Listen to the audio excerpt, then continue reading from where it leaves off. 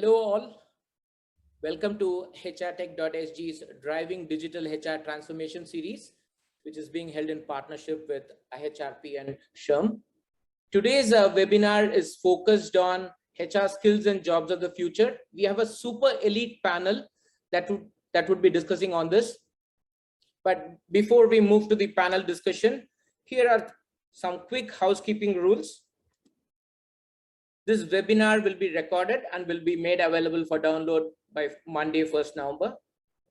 Please submit all your questions via the Q&A functionality that is available at the bottom of the Zoom window. If you have questions for a specific panelist, please share the name of the panelist followed by the question.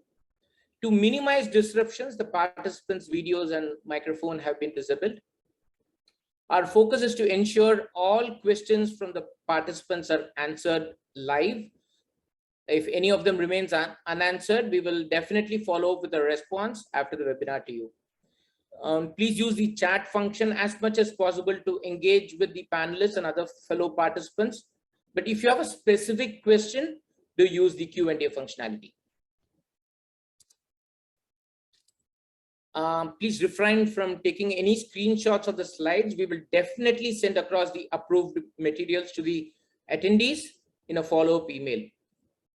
And it's indeed a privilege for me to introduce Boon Chong, advisory partner Aeon, as the moderator for today's discussion. On the panel is also Mayank Parekh, Chief Executive Officer, IHRP, who will be sharing his perspectives as a HR thought leader and as someone who works very, very closely with the government and the entire HR ecosystem. He will also be talking to us about the Singapore HR job transformation map. We also have Aditi Mahadevan Nair, Managing Director and Asia Pacific Head of Talent, Learning and Diversity at Citi. Aditi will be providing the HR practitioner's perspective. We also have Christian Vetter, founder and CEO of HR Focus, who will be sharing the HR technology providers perspective. In fact, Christian will also be sharing a detailed feedback on the future HR skills and jobs from their global survey that covered Singapore too. Again, to all of you who have assembled here, a very warm welcome. And it's really going to be an exciting 90 minutes hearing this super elite panel. Over to you, Boon, for the moderation. Thank you. Thank you. Hello, everyone. It's my privilege to be moderating this panel discussion comprising highly accomplished friends and colleagues with diverse background and experience. I want to keep my opening remarks short so that we can listen to the panelists themselves. The future of work as we know it is set to change drastically. October 2020, World Economic Forum released a report updating its future view, saying that the rise of machines and automation will eliminate a staggering 85 million jobs by 2025. At the same time, WEF expects 97 million jobs to be created, meaning a net increase of 12 million new jobs. For the Singapore audience in the group here, you would have heard the Manpower Minister last week calling HR a sunrise industry, meaning that there will be more and better HR jobs to come. Other than navigating pandemic challenges such as lockdowns and recession, HR is facing the next big challenge, the Great Resignation, a mass exodus of workers leaving their jobs for new opportunities. As many organizations recover and reshape their businesses, they are hiring aggressively and using all kinds of incentives and total rewards to attract people joining them. Meanwhile, remote working has opened up new talent pools while employees have been evaluating what they want out of life and career. Working from home gave us a chance for deep reflection. Beyond the Great Resignation on a continuing but accelerated trajectory, there's an urgent need to upskill and reskill employees to ensure that they are future ready. HR practices have played a central role in helping companies tackle COVID-19. There's an urgent need to reskill. Now they are being tested for the Great Resignation, and they are even more important to help companies deal with the future. I've been in the HR consulting business for more than 30 years. Early on, there used to be a crude or cruel joke about the HR function. The saying goes, businesses at third generation business strategy, but settle with second generation organization structure, and worse with first generation HR strategy. Things have, by all indication, have changed a lot over the decades. Thank goodness for all of us. We have been conducting a series of pulse survey in the last 18 months. I just want to highlight some of the findings. You see on this slide, these are the percentages of organizations saying that they are updating programs as a result of the pandemic. The percentages are from Asia Pacific.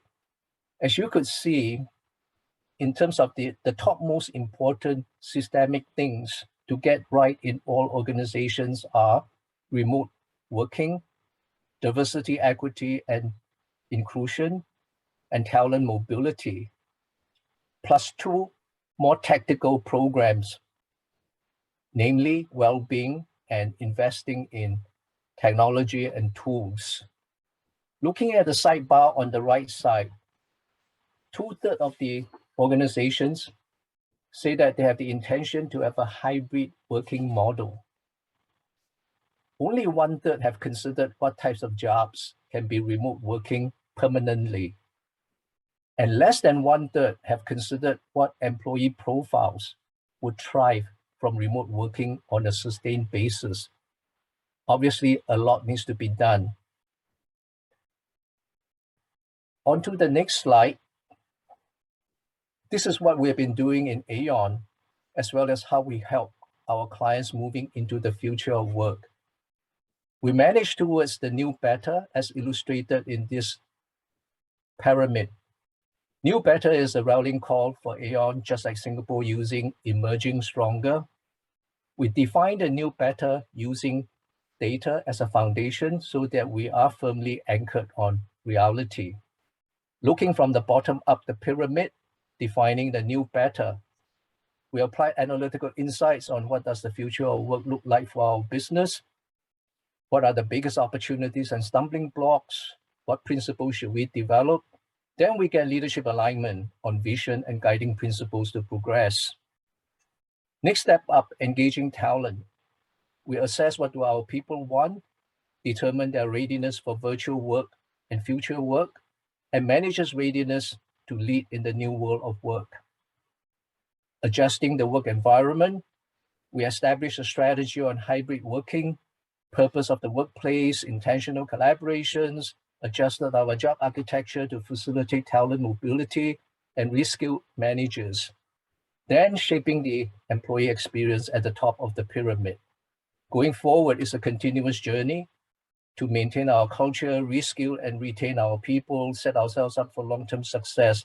We make use of communication, rewards alignment, incubation of future talent, L&D, continued iteration to advance the progress.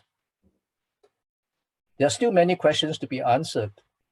For example, how will HR practices need to change with hybrid working arrangements? Taking performance and promotion as an example, would people spending more time in the office be favored because they have more visibility to management? Would hybrid working create a big workforce divide? How to ensure employees understand career options for them when jobs are changing or disappearing? The key to answering most of these questions reside in employee data. Data about jobs, persons, compensation, performance, location, reporting relationship, structure, etc. Data is the most critical asset to provide a lens on each of these questions. In our experience, it's also the most overlooked asset to defining the future of work and shaping a plan. Developing people data successfully enables the future of work. That is our belief. By the way, our Global Chief People Officer, Lisa Stevens, will be sharing the Aon's New Better Journey in our client conference, Aon Insight Series in early November. Do look out for that if you're interested to know more about it. The next slide. Working with a client over the years, we mapped out its transformation journey. Take a look at the technology transformation below the timeline. It took 2 years. Then take a look at the workforce transformation above the timeline. It spans into 6 years because they needed to map out the new skills, define roles, assess employees, develop new programs, hire, onboard, and train, etc. Moral of the story is very much that we need to start the people transformation earlier and not follow a traditional approach of technology transformation cascading into people transformation. HR obviously is in the driver's seat to workforce transformation, or should be in the driver's seat. Business is looking for more guidance and intervention from HR in this uncertain and complex environment. At the same time, HR is also not exempt from disruption. Transaction-based and process-oriented jobs are being automated through hrtech, RPA, the chatbots, etc. And they present a risk to some of the more traditional personnel jobs. So HR has both an opportunity and a risk. Become a core part of people strategy formulation and execution, or risk redundancy and irrelevance. It is adapt to survive. Next slide. The decade after the global financial crisis belonged to the CFO. Would the decade after the pandemic belong to the CHRO? HR functions need to change from today's focus on depth and specialization to both breadth and depth, problem solving with the business and in the credibility by knowing the data and act on the data. Consumer research has long operated as if it is a market of one. HR needs to get into thinking of market of one with the help, obviously, with technology rooted in data and advanced analytics. At this point, it's my pleasure to call upon Mayank to share his insight on the HR transformation trends. Thank you, Boon, and good afternoon, everyone.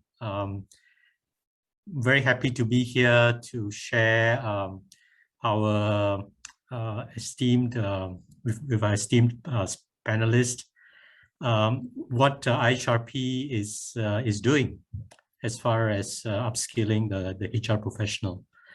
And what I plan to do is really to spend some time talking about a study that IHRP did last year together with one of our consultants that helped us look at the way technology is changing HR, specifically how technology is changing HR jobs.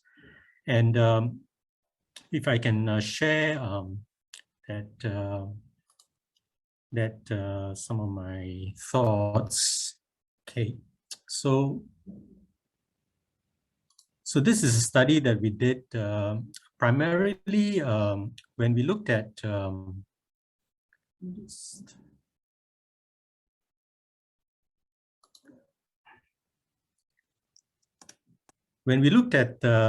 of the themes transforming the way work will be done in the future.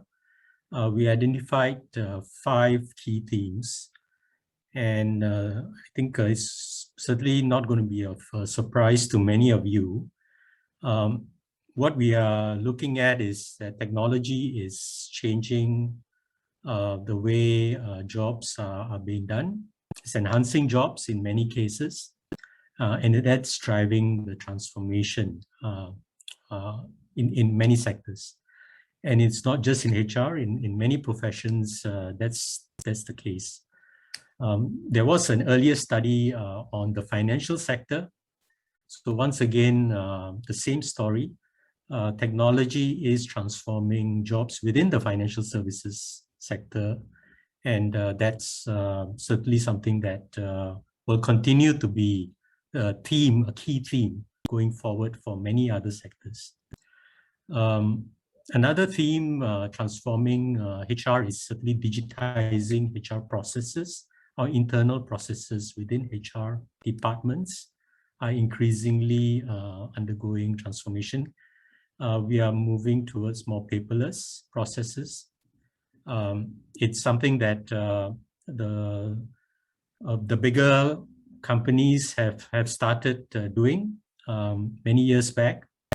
They have, to a certain extent, reached a level of maturity.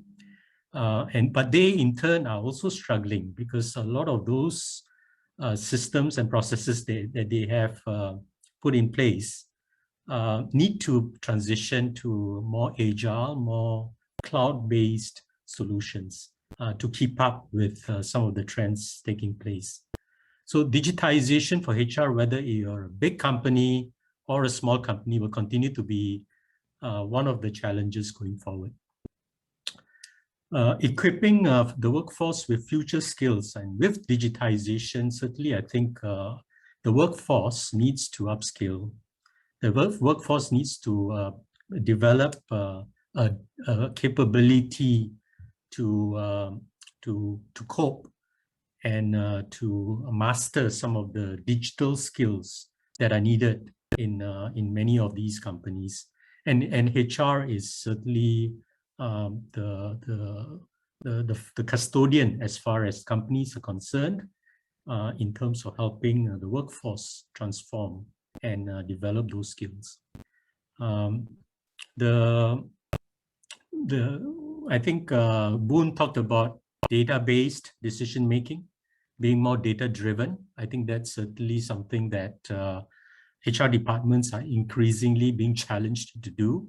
Boards are looking at HR to develop a capability to understand from the data that they already have, what does that tell in terms of the engagement levels, in terms of the productivity levels, as well as to help do some predictive and analytics in terms of how that workforce needs to transition for some of the future challenges. So data is something that certainly will be a key theme going forward. And finally, building the consumer-grade experiences that our employees are used to in their private lives, in their personal lives, at home, when they're shopping, when they're banking, when they are being entertained. It's that kind of an experience that they are used to across various platforms that they are increasingly expecting at the workplace as well. So that's certainly something that will drive some of the challenges for HR. So to look at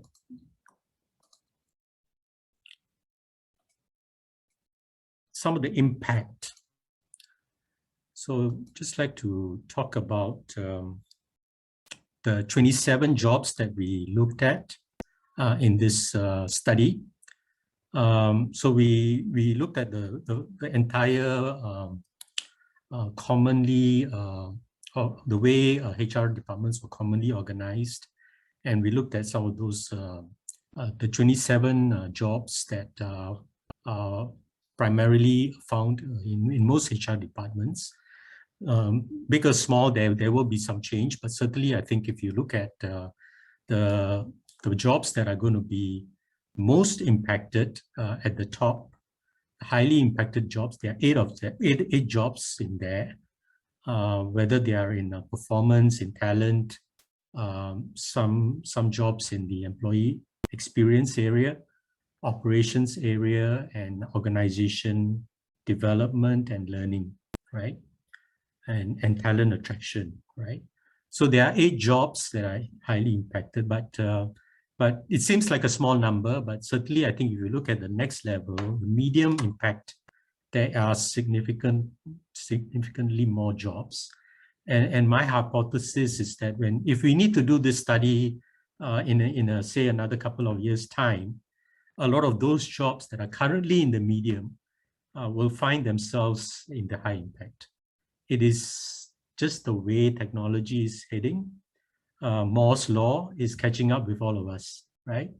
The pace at which increasingly more parts of our task, which previously we never thought could be taken over by machines, it's happening, right? And so I think that's something that we have to bear in mind, that this is a moving target, and we continue to kind of have to challenge ourselves. Are we doing whatever we are doing? Are we doing it fast enough in order to get prepared for what's to come? So let me first talk about the 8 jobs. So what type of jobs are these? They are primarily transactional, administrative tasks, repetitive, certainly driven by processes, which as we know, many of the current RPA tools out there have reached a level of maturity, have a level of usability that is within the reach of even some of the smaller companies out there. The other aspect of these jobs, they are driven by tasks which are, there's finite number of variability, which means that if there are things which can be repetitive, they can be automated fairly easily. And certainly one of those areas is in terms of the first line support, right? First line support. So a lot of the chatbots that have been utilized in the HR space have primarily been around first line support. So these are some of the jobs that certainly I think we will have to continue to help individuals that are currently in these jobs to see what we can do as the jobs that they are in are redesigned, are upskilled. So what do we need to do to help these individuals correspondingly keep up with those trends? So some of the technologies that are available, right? So these are certainly not technologies that are new in any sense. RPA has been in the market for a while. A number of companies. These are some of the jobs that have been impacted by RPA. And certainly, I think we have sufficient case studies. IHRP, we have developed a number of playbooks. So one of the key aspects of the playbooks that we have developed, particularly around digitization and automation, is how companies have used some of these technologies, automation technologies, to help redesign jobs, to help help those jobs be more productive and deliver better service to the business. So this is something that we will continue to work with companies, work with our community to identify opportunities where we can bring some of these success stories to the larger HR community. Technology. So the category is whether you are a generalist, whether you're a specialist. It's something that it doesn't matter as far as technology is concerned, right? And there will be new opportunities that will emerge. So just like jobs are going to be replaced or redesigned significantly, there will be new jobs that will emerge. And some of these jobs are already here, right? There are already individuals performing these jobs. They are small today. The number of jobs available are small, but certainly I think once again, we will see increasingly companies leveraging on technology in a greater, in a wider, wider form, so that whether it is in specializations or in the business partnering, you will begin to see additional new jobs emerging. A lot of the interest right now in HR jobs are from individuals that do not come from HR backgrounds. Some of them come from IT backgrounds, some of them come from financial backgrounds, right?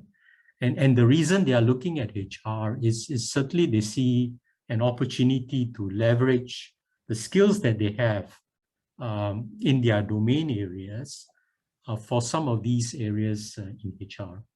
So certainly I think there's sufficient opportunity for us to not just look at existing jobs, but also see how new jobs can be reskilled for the existing workforce. So the 8 skills that all HR 27 HR jobs we found, these are skills that are equally applicable, right, across all jobs. And in a way, they are timeless skills, because these are skills that will continue to kind of be relevant. And if you're a HR professional out there and you're wondering, so where do you start? How do you upskill? Which are the areas? You will not go very far wrong in looking at some of these areas, identifying opportunities where you can develop exposure for yourself within the organization that you already are in, right? So discuss with your supervisor to see whether you can get some exposure in some of these areas, or even give yourself a step up in terms of looking at opportunities to develop some of these skills through courses, through programs that are available out there. And if you're in Singapore, certainly there's no lack of resources available through Skills Future to help you upskill. So the key takeaways that I see here is that redesigning jobs to deliver higher value is going to be something that HR professionals will not just have to do for their companies, will have to also do for their own jobs and their own departments. And driving the ongoing upskilling and reskilling of the workforce, it's something that HR has to do and not forget about its own function.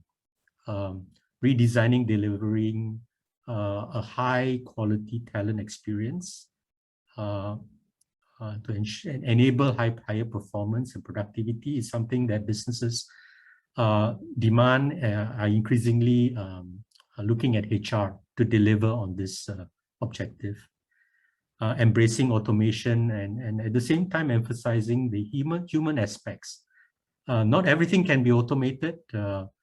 So what are those areas that we cannot automate, that will have to continue to be human?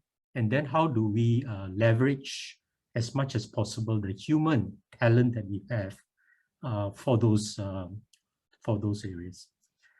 And finally, analytics, leveraging analytics to develop the insights that organizations need to have for their people.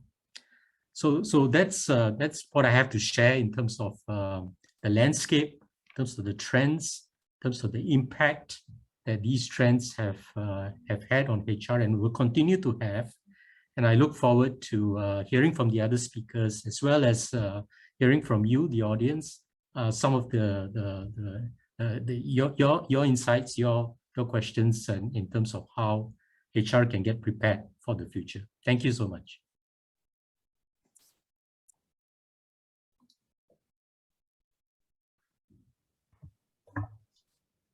Aditi, would you like to go next?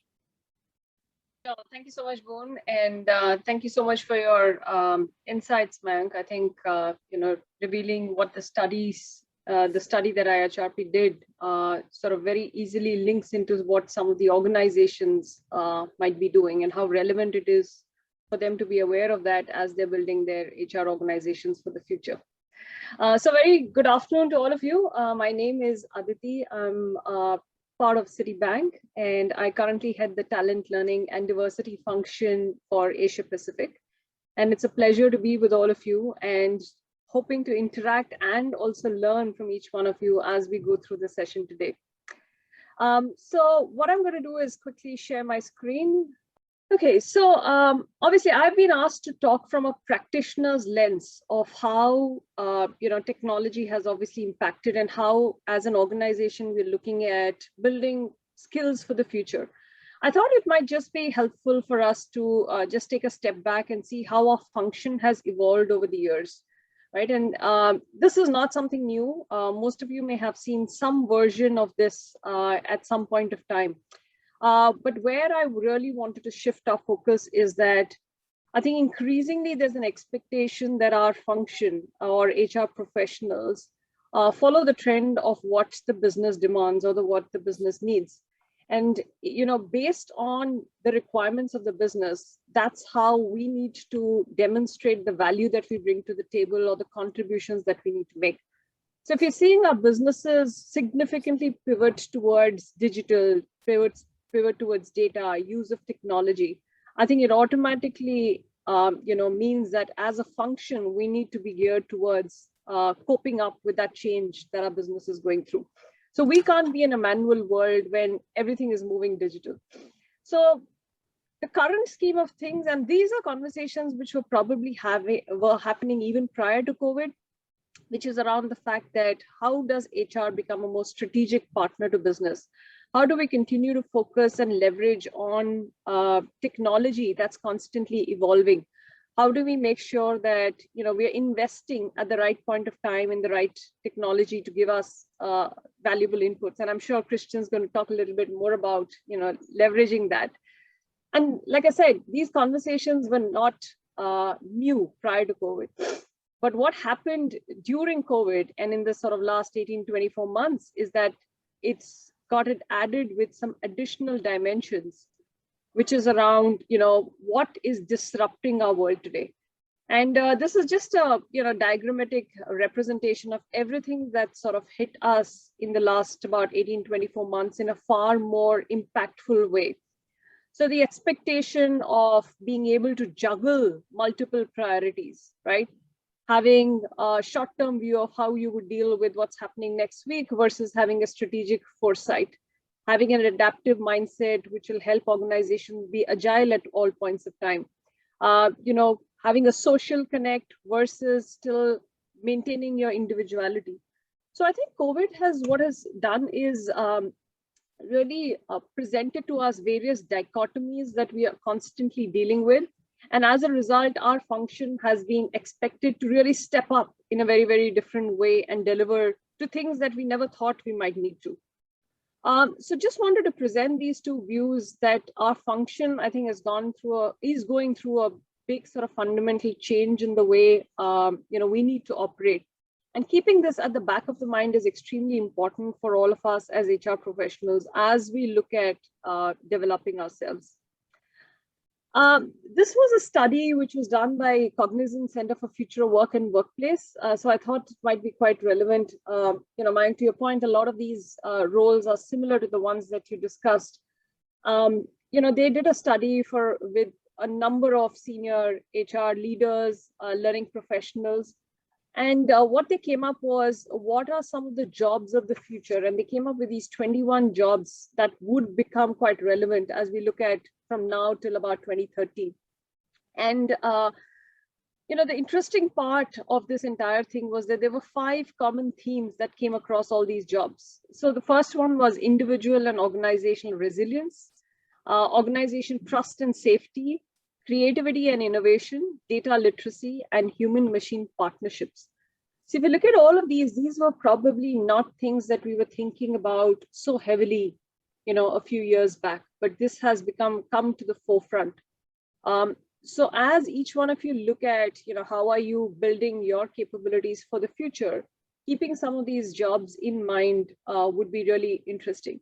Like some of the things that really pop up for me here is, the workforce environment architect. We would have never imagined that we needed a role like this, but that's sort of quite an emerging role. For example, within our organization, the significance of having someone dedicated looking at wellness and well-being has sort of come up, and we have someone who takes that dedicated responsibilities, looking at everything that's happened in the last several months around us. So what does this really mean for us? I think the basic thing that is changing is that we are shifting from focusing on roles to focusing on skills. And what I mean by that is that, till now as HR practitioners, we were probably looking at identifying talent or attracting talent or hiring people based on their experiences. And that philosophy is changing towards what skills do HR professionals bring to the table. And, the future roles, as they're constantly changing, it's really difficult to have an experience in each of those areas. So, and hence what we need to be prepared for ourselves is how do we focus on building some of those skills that would be versatile across different kinds of roles or jobs that we would do. So this is a very sort of interesting shift. I think, it is a bit of a journey, and I don't think we're completely ready for this shift. I think we significantly still rely on experiences that people bring to the table. But it's important for us as HR professionals to just keep this in mind as we look at from a future standpoint. So coming to, what skills do HR professionals really need for the future, right? This was sort of a survey result of My HR Future. And if you look at this, the first two boxes are around leveraging the power of data. People analytics and strategic workforce management is all about how do you make data the front and center of every decision that you make, and not just go by gut and feel. Often HR as a function is known to be slightly more intuitive, their decision making. So I think we need to pivot significantly towards looking at data and crunching data, looking at insights that data sort of gives for any kind of decision making.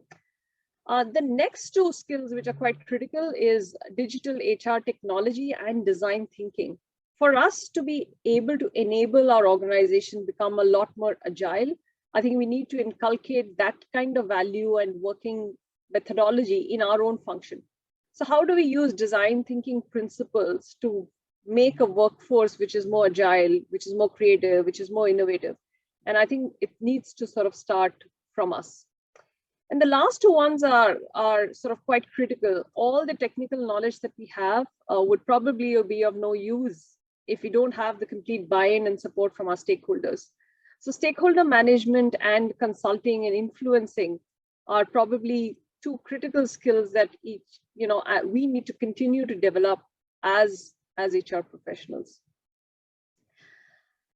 I just want to pivot a little towards, I don't know why it keeps jumping, little towards what Citi is doing in terms of really building that skills in HR professionals. And I don't think this model is any different than a lot of organizations that might be using it. So we follow the 3E methodology, which is focus on education, exposure, and experiences. And for us, typically we say it's not a hard and fast rule, but about 65–70% of your learning comes through education. Comes through the experiences. About 20% through the exposure. That's the people that you work with, both internally and externally, and about 10% through education.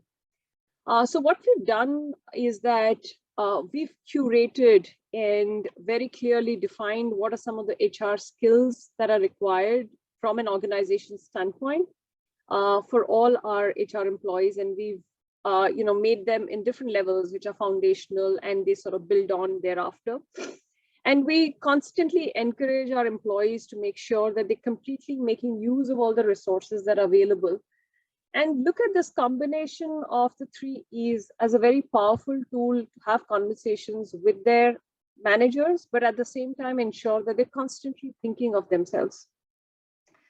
So I think that sort of gets us to the question around what are the challenges that HR professionals really face when they sort of look at developing themselves, right? And, as sort of final thoughts, I just wanted to leave a few things for each one of us to remember. Often within HR, I think we treat ourselves as cobbler's children, right? So we always are looking at taking care of our business stakeholders, making sure that they have all the information, they have the resources. We're constantly having conversations with them, go and attend the program, make sure you are investing in your development. But I think it's time for us to put our own oxygen masks before we start thinking or even advocating or having conversations with our business stakeholders. So a few things that would definitely help each one of us, and this is something we constantly remind our own teams and learners. The first thing is around being a lifelong learner. Learning never stops, and just because you've had a degree or an education doesn't mean that it stops there. How do you constantly keep yourself abreast of what's happening within the organization from a business standpoint, as well as an external organization point of view in terms of what's happening in the HR world is extremely important. Be a self-directed learner. I think gone are those days where someone will come and feed you and tell you this is a program you need to attend, or this is the skill that you need to build. You need to think about what's relevant for your role and drive towards learning yourself. I think I made the point around looking both internally and externally. Also getting yourself familiarized with resources. There's ample available there. Sometimes there's a problem of plenty. Sifting through that and making sense of what's most relevant for you is really important. And I think the last point is extremely, close to my heart, because this is something I often hear, not just from our HR partners, but business as well. I don't have the time. I think it's really important to carve out that time, find some dedicated hours in a week or in a month to make sure that you are spending on yourself, because what you invest in today is what is going to reap benefits for you from a future standpoint. So that's all that I had. So I'm going to hand it over back to you, Boon. Thank you, Aditi. Christian, would you like to share your thoughts? Yeah, thanks a lot. Hello, everyone. Let me share my screen. Hi. Thank you, Sriram. Thank you, hrtech. Quick thumbs up. Can you see my screen? Full screen. Perfect. Okay. My part today is going to be bringing insights into this discussion on how HR trends and HR technology actually leads to new jobs and new skill requirements in the HR world. We're going to do this by introducing a study we've recently done, a global study on the HR function. And today we're going to zoom in the country of Singapore. I'm Chris Vetter, the CEO of HR Forecast, which is an HR technology provider. And I'm really looking forward to the feedback on these insights. And before we get started, I quickly want to say hi also to Thorsten Kellert, who is also part of the HR Forecast team. He's joining in from Singapore because he's our on-site representative. Hi, Thorsten. Hi, good afternoon, everybody. My pleasure to be here. Great. So let's discuss a little bit about the data. We're all about data in our company, and we're all about turning macro data into insights. What's macro data? Well, basically, that's publicly available data that we crawl across the world. You might know similar approaches from companies such as Google. They have crawlers, we have our own crawlers, and we are really focused on data around labor markets. What we see here is the output of our crawler farm that has been produced. And this output can be used to answer all kinds of questions around jobs, skills, labor markets. Typically, we do that for large international organizations, but in this case, we did it to do a study on the function of HR. And as you can also maybe see is that the data is counted in millions here. So I think that gives you an idea that we are playing in the big data domain. And I think this is very much related to today's topic, and it's a great great source to learn from. So how is this going? How is this working? Before looking into the insights of our study on the HR domain, let's quickly spend a minute or two on how that big data analysis actually works. So in the beginning, there's the data acquisition, these crawlers I talked about, comparable to Google, except that we focus on sources that relate to the labor market or to the workforce, job postings, patents, scientific publications. And obviously the data is way too big to analyze manually. So we use artificial intelligence, that's this part right here, to enhance the data. That means we go through each of those job postings and clean it, standardize it, enhance it, and structure it. And the last part is the actual provision of the data. That's where we make sure the data is ready to be interpreted and readable. That can be done through self-services, that can be done through the study, like I'm going to share today with you, data feeds, dashboards, whatever is required. So the basis of the study is our job postings. And let's just focus today only on job postings. Let's leave patents, statistical data aside. Let's just show you how much information you can get out of just analyzing job postings. We have analyzed over 200 million job postings from 500 different sources over the last years. And as you can see down here, Singapore is actually one of the countries, the top 20 countries that make up our data pool. Quick excursion how that actually works in case you're interested in the technology behind it. There's of course much more to it, but in the end, we see a job posting right now. And the algorithm, the AI actually goes through the job postings, it figures out what's the job title behind it and standardizes it. What's the skill behind it? What are the skills behind it? Let's standardize it. And so on and so forth. Locations, benefits, salaries, all these kind of topics are being standardized. And once this is standardized, we can analyze it. Let's jump into the analysis then. So the question today is, again, how do HR jobs and skills in Singapore evolve based on our data? Let's zoom in to Singapore. Only HR. That makes up 14,000 jobs that we have analyzed across various industries. What do we actually analyze? So today I'm going to introduce a metric to you, which we call future fit. What exactly is the future fit? Well, basically it's an indicator that measures how future-proof a job posting actually is. So we go through the job posting, each and every one of them, and we detect the single skills and we rate them. Is this skill future fit? Yes or no? One example, if the skill is, let's say, cloud computing or cloud application, it's probably more future fit than if the skill is, let's say, German, which is on a global scale kind of losing on importance. Yeah. So at each of these skills is rated. It's a very complex system. And at the end, we can measure the future proof or the future fit of a job. This, typically or generally, future fit skills are skills that are, of course, increasing in demand on the labor market, but also skills that are directly or indirectly connected to specific trends. Let's check that out.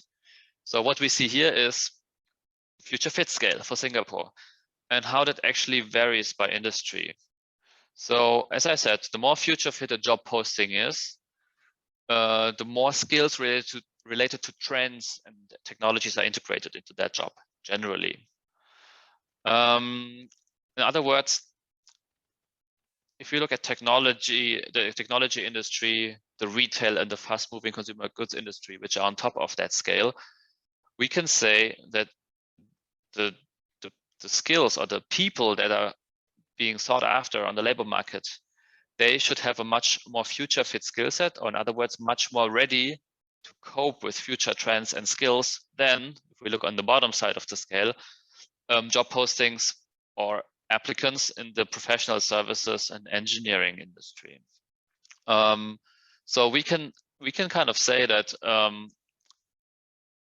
some industries are more ready for the future when we talk about HR jobs, while others are falling behind. Now let's put Singapore in a global perspective quickly. Let's compare it. So you can see some industries such as engineering, professional services, but also media and telco. In these industries, HR job postings are generally less future fit than in the global comparison. You see some of the gaps are a little bit bigger. The blue ones are the global numbers. The orange ones are the ones for Singapore. While if we move our focus on the right side to the strengths right here, we see that in the pharma and health industry and in the just mentioned retail and fast moving consumer goods industry, the HR job postings are actually more future fit. So we can say that some industries are globally ahead in Singapore as others. And I saw already in the chat, there was one question, how future fit or future ready Singapore actually is. And this already gives you some insights, maybe. I don't remember who asked it, that it depends on the industry, but in general, we can say the future fit of Singapore in HR jobs is lower than the global average. Now, what increases the future fit? I mean, that's what it's all about, right? How can we become more future fit? For that, we researched 10 trends that are relevant for HR. As you can see from the numbers next to these trends that we list here on top, you see that job postings connected to these trends, such as, let's just take big data as an example, 49% of the skills within these job postings are considered to be future fit. So what can we say? The low future fit of the HR function down here versus the high future fit of the trends, that tells us that there is a gap. So HR job postings in Singapore, also in the world, are not yet reflecting enough these trends and technologies. Yeah, that's I think the key message of what I want to say today. So that there is a potential to integrate more trends and technology into job postings, which means to upskill the HR function. To give you some other examples, if we analyze this for other functions, let's say IT function, that would be around 50% future fit on a global scale. Just giving you some benchmarks here. If we look, let's say at electronics related functions, electrical engineers, etc., there would be around 35% future fit. If you look at the manufacturing function, there would be around 15% future fit. So generally, of course, there are big exceptions. So HR is not on the bottom of the scale, but it's also not on the top. There's potential to integrate more future fit skills in these job postings, which in the end reflect investments into people, which in the end reflect of what kind of people I will have on board, I will develop, and that will eventually be responsible for delivering the output my organization delivers. Let's go away from this future fit metric and let's look at how jobs actually have evolved. So on the left, we see the most demanded HR jobs in Singapore. And next to it, the number, how that number has changed from the pre-COVID era, which we say is before February, March 2020, to the post-COVID or the COVID era, which we have nowadays. And you can see significant changes there. And actually what Mayank said earlier today, that these administrative roles are evolving and impacted the most, you can see that right here. No single role connected to, let's say, HR administration. You can really see here, neither on the left side where we have the most demanded jobs, nor on the right side here, where we see the rising stars. So these are the jobs that have been having experienced the highest increase in demand. And these are functions that we've also seen, I think he just mentioned some of them, such as strategic workforce planning skills, analytical skills. Yeah. So what we just learned in the prior discussions, you can actually see already in the numbers today. I think this is really great proof that all the insights we're sharing today, they're really connected to each other. Now, let's quickly look at global distributions. How are markets for HR evolving? So what comes to my mind first is that HR talent investments in Asia are increasing compared to other areas in the world. I think that's a very positive sign for HR managers. Or as Sriram said, it's sunshine time. And especially jobs related to HR tech solutions, HR outsourcing, or big data in the HR domain, we've seen more frequently in Asia than in other areas in the world. Now, to come more towards an end, let's look at the skills. This is, I think, the most interesting part. Again, on the left, you see the top demanded skills, frequency, numbers. I think we can see here skills related to managing the employee life cycle. And if we look at it, a lot of these skills have been in discussion over the last 1.5 years during the COVID times. For example, onboarding right here, or education and training. These things have changed a lot over the last 2 years, 1.5, 2 years. So you can also see that on the labor market, companies have been requesting talents in these areas because there was a big demand in organizations. So we do see some COVID impacts here, but generally these are the large scale HR skills. For me, always interesting to look at the rising stars. What is actually changing? And as Aditi said before, she listed 6 skills, if I remember correctly, and that was more the high level view. Now, if we go one level deeper, she said, for example, digital literacy. Let's see what are some of these digital skills that specifically are being required on the market now more than ever before. And generally, a lot of these skills are tech related.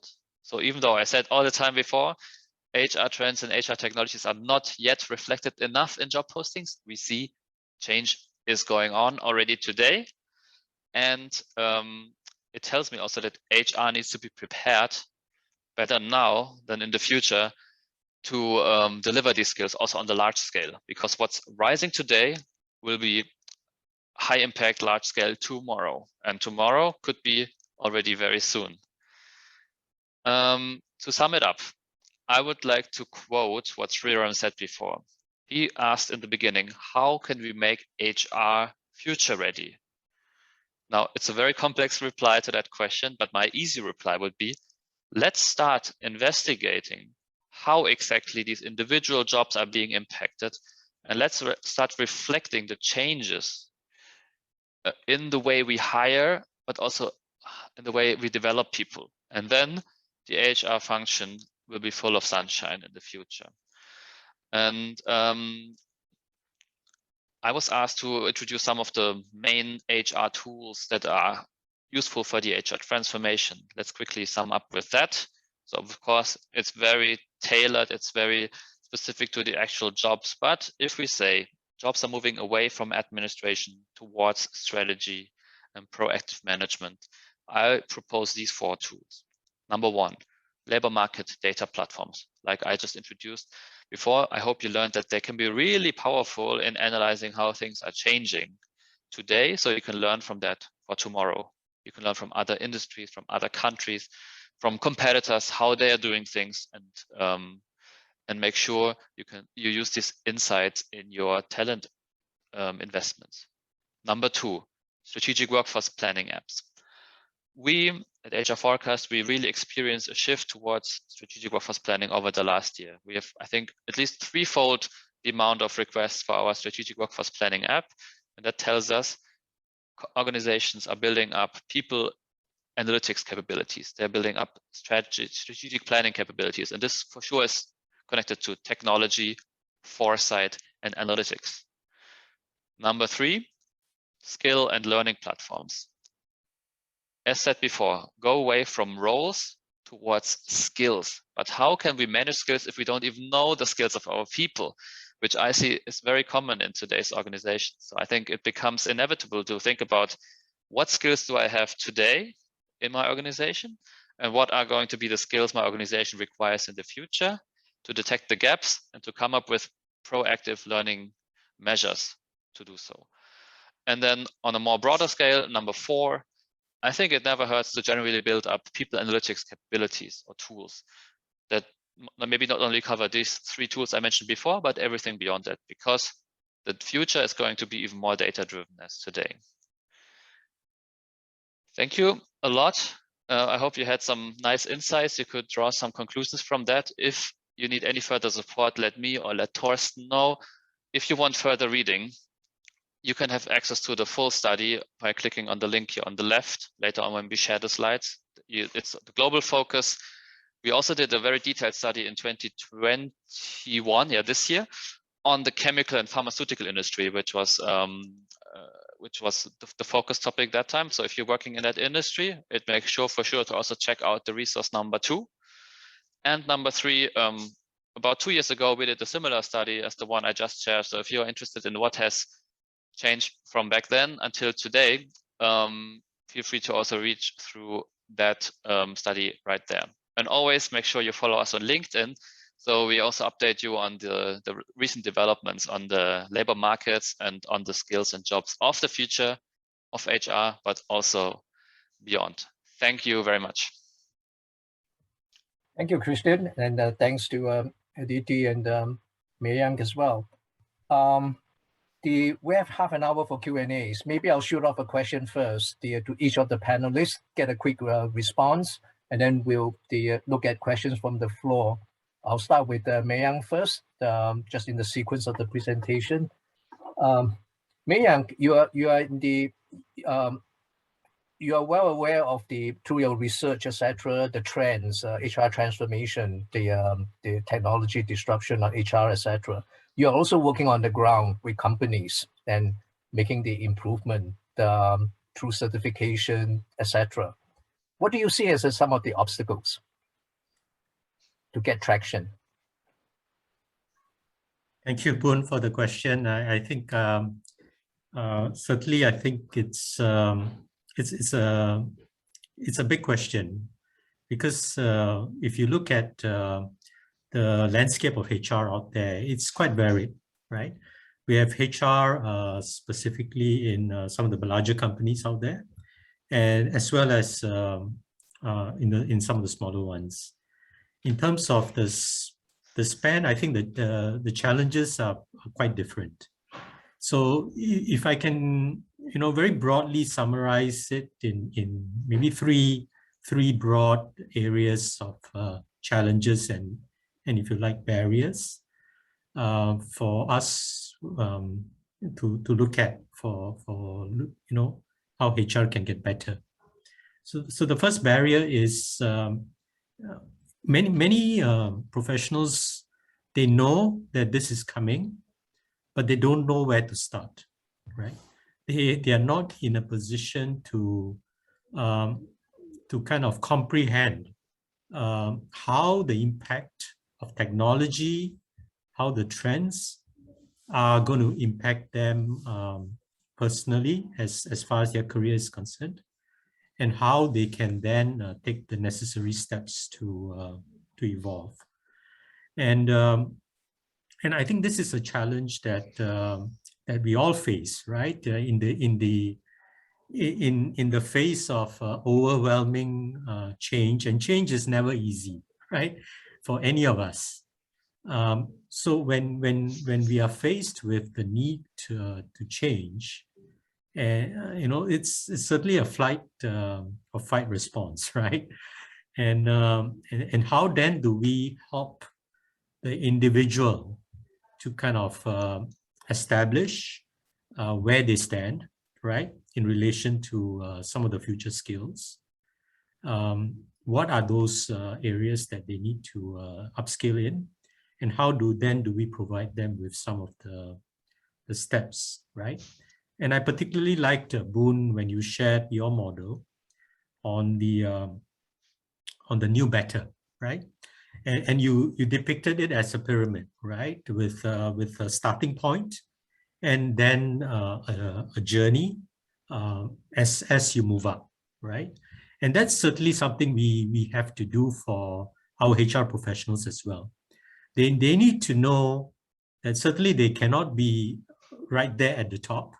They have to start from somewhere. So what is it that they can start with? And then what are the steps that they can take incrementally in order to upskill to where they need to go? So this is something that IHRP is doing through our learning journeys. So we work with our knowledge partners, with our partners that kind of look at specific areas, say analytics, HR technology, to kind of break it down into more bite-sized pieces so that the professionals can then say, yes, this is the journey that I need to take. I need to start from stage one, or maybe I don't need stage one. I can start midway through and then progress. So that's the first barrier. The second barrier is really the buy-in and support from our business leaders. And certainly, I think with COVID, we certainly have their attention, right? HR has come to the front of this of the activity in the company. But you know, are we still then primarily focused on tactical, getting things done? And then it really doesn't really help us develop ourselves for the future.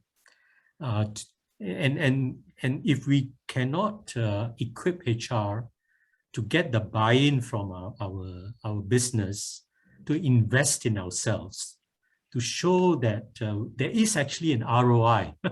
There is an ROI in investing, not just in your employees in general, but investing in HR and HR tools and HR processes, investing in processes that can take care of the day-to-day, so that I have then more time to be with my business partner and think about some of the challenges for the future. So our ability to build that ROI, that value back to the business, is critical. And that's currently still a barrier today. We do not have that. And IHRP is working with our partners to kind of say, what more can we do to help HR think business so that they can, you know, look at their initiatives and programs through an ROI lens, right? So that at the end of the day, we still talk dollars and cents, right? And the third challenge very quickly is that when we talk about overcoming already that motivation to learn and the willingness to learn, then how learning is done is something that needs to be in the flow of work. But to borrow a phrase that Josh Bersin is just said, right? And because HR is still fairly tactical in many of these companies, fairly day-to-day, learning has to be in the flow of work. It's very difficult for HR to kind of you know, extricate themselves and be out in a training space for an extended period of time. Learning has to be bite-sized, has to be as and when they encounter issues. So what IHRP is doing is through our community, putting our community together through a mobile learning app, IHRP Connect, where they can post their challenges, crowdsource solutions from the community, and then that provides them with an opportunity to kind of try out new things, try out things that have been done somewhere else. So learning has to be that way. It has to be 70-20-10. The bulk of that learning has to be at the workplace, and we have to facilitate that for HR professionals going forward. Thank you very much for providing that very clear answer to a very complex challenge, the getting adoption, getting traction on the ground. Quick question, Aditi.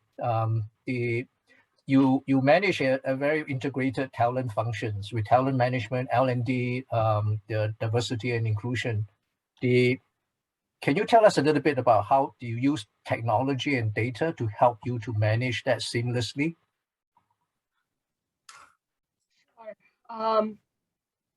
You know, I wanted to start by saying that we in our function never have dearth of data. In fact, we have more data than anybody else in the organization has about employees. I think it's about the fact that how do you harness that data and not just look at data as metrics, but look at data as insights. So I think that's the pivotal shift that we're looking at doing, saying that, you know, all the information and data that you have about employees, about you know, their learning patterns, their development initiatives, how do you turn that into insights which will lead to logical decision making? So, you know, like I said, building data mindset and, getting comfortable with data is a key priority for us and a key skill that we want to build in our employees. And one of the things that's sort of linked to that is how do you tell stories out of data, right? So how do you pull out, information and not just present as numbers on the screen, but how do you turn that into insights, which will lead to business, results? And how do you link that to, business priorities? And we realized that we have to leverage technology as much as possible. So we've empowered a lot of managers to have information and data at their hands, because otherwise what happens is that they keep coming to HR as the source of data. So obviously we need to keep in mind the confidentiality of certain kind of information. But we also realize that, for example, managers having in their hands attrition trends for their team is really important and useful for them, right? So it doesn't come to HR as the repository or a holder of information, but they have real-time information of how things are moving. And what could be things that they could do on a proactive basis to contain the situation. So I think we have to also burst this myth around sensitivity of data, and that data needs to be held at a particular sort of place, and empower more people to look at that data and make more real-time kind of decisions around information and data. And I think technology, and especially moving to mobile, has helped a lot, because of course people don't always access their laptops and workplace systems. If they are able to use company-related apps which can give them more real-time information, that goes a long way. Thanks very much for that. The know your talent, the data insights, and the also being able to tell a story based on what the data insight is telling you, and empowering line managers to get access to it. Thanks for that. Christian, very quickly, I mean, it was amazing to look at how big data and advanced analytics could do just based on job posting data, the kind of analysis that came out of it. I think the last point you made about the in terms of the ensuring future fit of the roles, the hire and develop employers need to think about how to hire for this kind of skills and develop for this kind of skills. Could you give some good examples of how employers have done that? Yeah, sure. Thanks. So hiring and developing, I think, is something that goes hand in hand. More and more companies are trying to leverage internal hires, so developments at the end, rather than going on the labor market, because hiring from there is at this time really, really difficult. So a typical client story could be that they have an uncertain future ahead of them. Yeah, business models might be changing, more digitizing, etc. And the first question we typically do is around knowing the future. So they would ask us, work it out together with us, what does the data tell us about the future, the profiles we need to take care of for our future business model, the skills behind it, how is the competitive landscape changing, do we need to consider new geographies, and all these kind of topics around what I showed today as and mentioned macro data. So all these external data insights, that's typically the first part of the story we call knowing about the future. Once that outside picture is formalized, we always encourage the client to do the inside view. So to take the internal data they have and to use these future skills or the future profiles that were created to reflect it with the internal capabilities and capacities. So to first reflect how much of that future profile do I need? Is it 10, 100 or 200 FTEs? How does that number change in different future business scenarios? So if I go fully digital, I would need 100 of these profiles. If I go semi-digital, I need 50 of these profiles. It's not about the exact FTE figure, but it's more about the rough direction, how that will change in different scenarios. That also, of course, goes hand in hand with political, environmental, and economic changes around us. Yeah, and the output of that would be a strategic workforce plan. How much of these profiles, the existing ones and the new ones, do I need? And the last part, after knowing the future, after planning the future, is about creating that future. So then it's really looking into the internal capabilities to analyze, ideally on a person by person level, what skill set does this person have? Is this person currently connected to one of these jobs that rising, or one of the jobs that maybe not be needed in the future? And how can we make sure to use this talent in our future organization the best possible way? Maybe shifting the person from one job to another job, upskilling the person in the existing job. And in the past, or even today, a lot of times this is done by releasing a few of employees. I think, Boon, you mentioned there will be 60, 70 million jobs that's going to be lost over the next years, but at the same time, there's going to be 97 million new jobs created. So generally, companies would release people on one end, hire people from the market on the other end, but why not try to work in scenarios, think ahead, and try to develop as much as possible internally first, and then hire the residual amount of skills on the market. So this is currently the most common story. So client has a challenge, a new model, they want to know the future, then we plan the capacities in the end. We give them apps and tools that they can build it by analyzing internal skills. Internal skill transparency is super important, and very few organizations do have that. So that's, I think, the game changer in actually reaching that target picture, and then making sure that the existing workforce is utilized in the best possible way. That saves also a lot of costs, makes the people much happier, and is the more sustainable option, in my opinion. Well, thank you again for describing a very complex process to deal with the workforce planning, with the external and the macro and the micro views, etc. Thank you for that. Yeah, let's look at the question from the floor. We have 15 plus questions, so maybe the answers need to be brief. I'm sorry? We have 15 plus questions, Boon, so answers need to be really brief. Right. Okay. Shall we start with the first one? On one hand, many junior staff will be gone by digital transformation. How would you prepare new entrants to the HR space to grow in this space? Mayank, is there something that you want to take on? Right. So thank you for the question. I think it's not just HR. I think it's many other professions are grappling with this. Certainly, the entry-level jobs in all professions are going to evolve, and this is something that we are lucky in Singapore that we have a very close partnership with the Ministry of Education and the IHLs. So as far as the new entrants to the job market is concerned, I think we do a relatively decent job here in Singapore to help school leavers understand what the trends are, how jobs are evolving, and so that they can get better prepared for the careers of the future. So this is something that is part of the Skills Future movement. And we work quite closely with the IHLs to ensure that specifically the HR curriculum that we put that they have is future ready.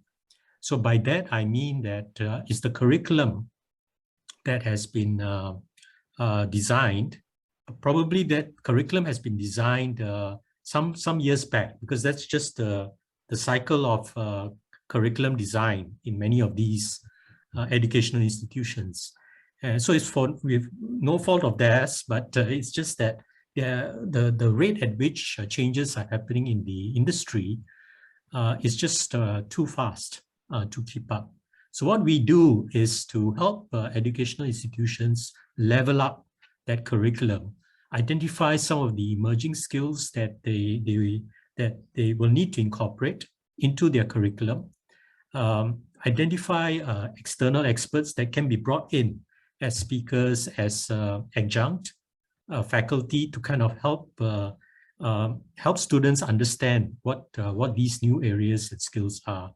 So in that way, I think that the nexus between the IHLs and the professional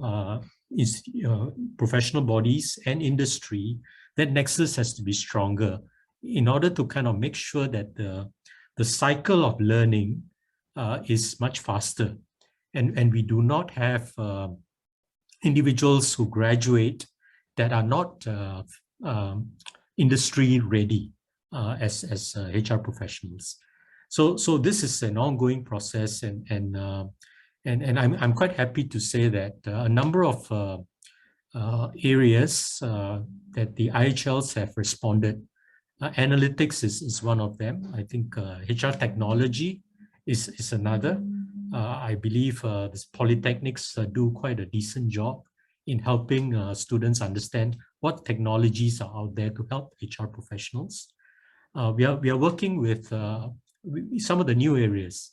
I think mental well-being, mental health and well-being is certainly something that will continue to be something that will challenge a lot of organizations, and in particular HR will be asked to help provide some of these answers. So how do HR professionals then also upskill themselves in terms of their knowledge of these issues, and how they can help their business partners navigate through some of these challenges as far as mental health and well-being is concerned. So it is a process, and we continue to kind of have quite good coordination with the training providers. Thanks for that. I think just at what earlier, the city also has a well-being, someone responsible for well-being. So I guess the training would help to fill that increasing demand for that kind of role. Yeah, thanks. You also answered the fourth question, Mayank. Thank you for that. Maybe we'll take a look at the second and third question: the technology impact on HRBPs and talent management. Technology impact on learning. Maybe just kind of open to all the three panelists. That any views that you have. I could possibly take the third one, which is impact of technology on learning, right? If I may. So I think technology has pretty much revolutionized the level of sophistication in how organizations tailor and deliver learning, right? Gone are those days where classroom was the only method of delivery, and now employees expect a seamless experience, almost matching the kind of technology experience that they use outside of work. So let me give you an example, right? So when you go to Amazon and shop, you search for something and it gives you recommendations of a lot of other things that similar people have bought. So it almost has gotten replicated to our sort of learning experiences. So what's happening now is that with us sort of introducing adaptive learning, use of AI, use of virtual coaching tools, it's almost become like a personalized learning experiences that incentivizes people to be more sort of self-directed. So when you go and search for a program and you go and attend a program, it automatically sort of recommends a number of other similar programs that could enhance your skills. So I would say that, to the point that I made earlier, for learning to be self-directed, it has to be easily accessible, and, it has to also be in a way that's quite appealing to you. So technology is completely revolutionizing, I think, the way we access some of these things, and also, making sure that, it's real time available for everybody, doesn't sort of discriminate between some people having it and some people not having it. So that's how I would see, technology playing a big role in shaping learning. Thanks for that. Maybe as we move on to the additional questions, Christian, this is very much for you, future fit. I think the first two questions, would you like to respond to that? Yes, sure. I'll keep it brief. So the future fit horizon is typically 3 to 5 years. But of course, it depends on the kind of skills we're looking at. If we look at deep tech skills, it's rather less. But just to give you some rough understanding what we are analyzing. Second question, how the process looks like. Let me explain that. So we analyze millions of jobs out there. I mentioned 200 million before. Every skill within these jobs is extracted and standardized, and then each skill is rated. Think of it as a traffic light. green means the skill is going to be more important in the future. Red means less important. And generally, the green skills are the ones connected to future trends. For example, Python, the programming language, is connected to many future trends, data science, programming, etc. So that's for sure a deep green skill. Other skills such as English or Mandarin, they're connected to frequency. So these are languages that become more important, while, for example, German or Dutch, probably more yellow or reddish, they're losing in importance. So the two main factors that's rated on is frequency, how is it changing over time, and the connection, the correlation to one or more of the trends out there. We have to find over 200 trends where we connect it to, and that's how we come up with this rating. Yeah, that's it. If there are any more questions, happy to answer that after this meeting. Maybe do you want to cover the last one as well about outsourcing to external consultants? Yeah, as it's addressed to you. Yeah, sure. Well, yeah, I do. Since a lot of work that's being outsourced right now is also based on technologies and data, I think one of the main reasons is that the existing staff doesn't know it yet. That's very unfortunate. I think consultants can help to start and trigger this process, but to really scale it in the organization, the company must be ready for it. So my proposal is to start investigating into topics, going piece by piece, step by step, piloting different topics around strategic workforce planning, scale platforms, data insights, and learning from that. Yeah, sometimes you fail, sometimes you do it the right way, learning from it, doing a few pilots, and once you know how the setup works, best for you to build that capability internally.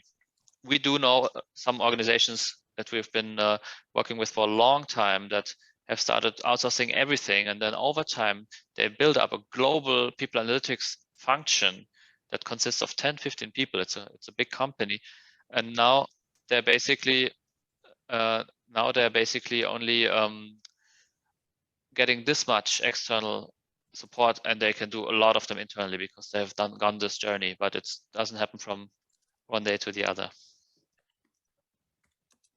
And I think the biggest convincing argument is also cash. I mean, outsourcing it is typically a bit more expensive than building that in the long run internally to really scale it. So let's practice step by step and scale it. Well, thank you for that. We are pretty much at the end of the session, but if I could just take 5 minutes more, if that's okay with the panelists and the audience, and have the panelists to answer that question right in the middle of the slide there. I think these are very practical type of advice to individual HR professional. If that's okay with you, maybe each one of you just take turn and see what advice you would suggest. Maybe we start with Aditi. Okay, so I'll just go question by question. So what's one key mindset that HR practitioners need to shift? I would say just in the light of all the conversation we've had around data and metrics and insights, turning metrics into actionable insights is what I would say. Two important behaviors, I would say one would be never stop learning. And the second one would be communicate boldly and effectively. And 3 skills we need to build for the future. One is strategic or critical thinking. The second one I would say is adaptability. And the third one is business acumen. Thank you for that.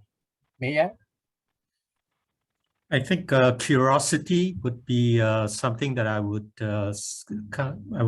really encourage all HR professionals to have. Curiosity for their businesses. Business is what drives our people forward, and so it is your ability to understand what those drivers are that will make you a more effective HR professional. So your curiosity is something that is innate. Your ability to step out of your comfort zone, to spend time with your business partners to understand their challenges, and this is something that it's really the critical differentiating factor that I feel that HR professionals will need to have in the future, they need to be more business driven, better business acumen, and develop more ROI in terms of what they are trying to do for their organizations. Thank you. Thank you. Christian? Sure. So I think the number one key mindset shift that needs to be done is, right now it's typically HR is either about people or it's about technology, but in the future it's going to be about both. It's about the fusion of machines and humans, because that's what people can do best. Number two, the two most important behaviors mentioned many times before, going away from doing administrative things the most efficient way we can towards adding value to the business by tackling strategic topics. And the second one, I think, is to connect departments much better through data, through common beliefs, through networking with them. And last but not least, the three key skills, I would just buy what Aditi said: strategic thinking, business acumen, and flexibility/adaptability. Well, the good thing is that a lot of these attributes, mindset or behaviors, that with data science, we can assess them. And if we can assess them, we can develop them and track them. So I think that's a good part, that there are tools available to do that. And I think I take your point too, Christian, in terms of the collaboration within HR itself. And the data can only work if it is more integrated, then it tells that story. If they are in silos, then you can't see the big picture. Yeah. Well, thank you very much. This is I learned a lot myself. I think the SHRM, we will be responding back to on all the questions that have been raised, even though we could only cover a few from the floor. But we will follow up on that. Do you want to close it, SHRM? Thank you very much, Boon, Mayank, Aditi, and Christian. It was indeed an insightful session, as the comments have come in. Thank you very much. And for all the 350 plus participants, thank you very much. For all those unanswered questions, we are sure to respond to each one of you, have the questions answered by Christian, Aditi, and Mayank to ensure it reaches you next week for sure. Thank you very much, Boon, for moderating this session. It was indeed an insightful one. Thank you. Goodbye. Thank you. Bye-bye. Thank you. Bye-bye.